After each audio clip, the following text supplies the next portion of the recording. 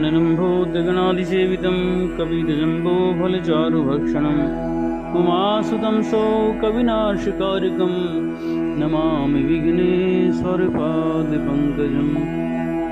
सर्वमङ्गलमङ्गल्ये शिवे सर्वार्थसाधिके शरणे त्र्यम्बके गौरी नारायणी नमोस्तुते।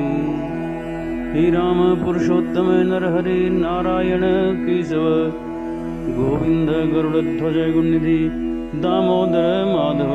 हे कृष्ण कमलापति यदुपते सीतापते श्रीपते वैकुंठाधिपते चराचरपते लक्ष्मीपते पाहि मां लक्ष्मीपते पाहि मां। जय जय जय श्री राधारमण जय जय नवल किशोर जय जय जय चित्तचोर प्रभु जय जय माखन चोर। कार्तिक महात्म्य 24वां अध्याय। सूत जी के इस प्रकार कहने पर ऋषि आश्चर्यपूर्वक कहने लगे, हे सूत जी, कितने विस्मय की बात है कि अदिति अग्नि में नहीं जली और न उसे पता ही चला। तब सूत जी बोले कि हे ऋषियों, इसमें आश्चर्य की क्या बात है। जिन भगवान के स्मरण मात्र से समस्त संकट दूर हो जाते हैं, उनका ध्यान करने वाले भक्त को भला कौन कष्ट दे सकता है। जब अग्नि शांत हुई तब भगवान विष्णु स्वयं अदिति के सामने प्रकट हुए और बोले, हे देव माता, तुम्हारे इस कठिन तप से हम अति प्रसन्न हैं, आप इच्छित वरदान मांगिए।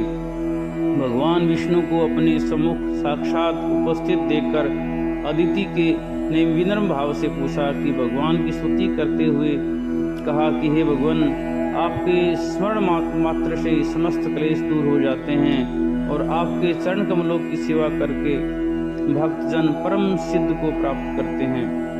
ऐसे भगवान को नमस्कार है। देवता, नदी तथा समुद्र आदि सभी कुछ आप ही हैं। अतएव आप मेरे पुत्रों की रक्षा कीजिए तथा निष्कंटक राज्य दीजिए। अदिति के ये वचन सुनकर भगवान कहने लगे, हे देव माता, अब मैं पुत्र रूप में तुम्हारे यहाँ जन्म लेकर असुरों का संहार करूँगा।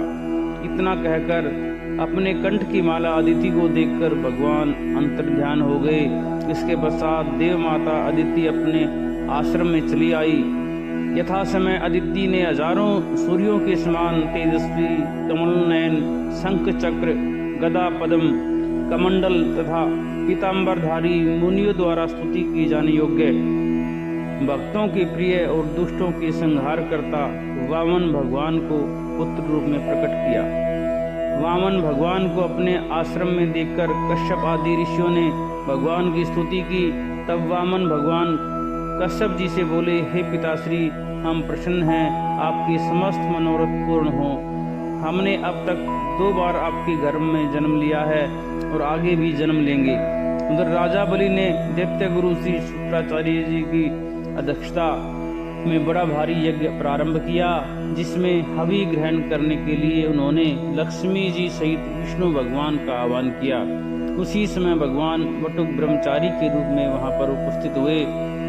भगवान ने गौने ब्रह्मचारी रूप में होते हुए भी ऋषि लोग ज्ञान दृष्टि से उनको पहचान गई। उन्हें देखकर दानव गुरु शुक्राचार्य जी ने राजा बलि को सारी स्थिति से अवगत करा दिया।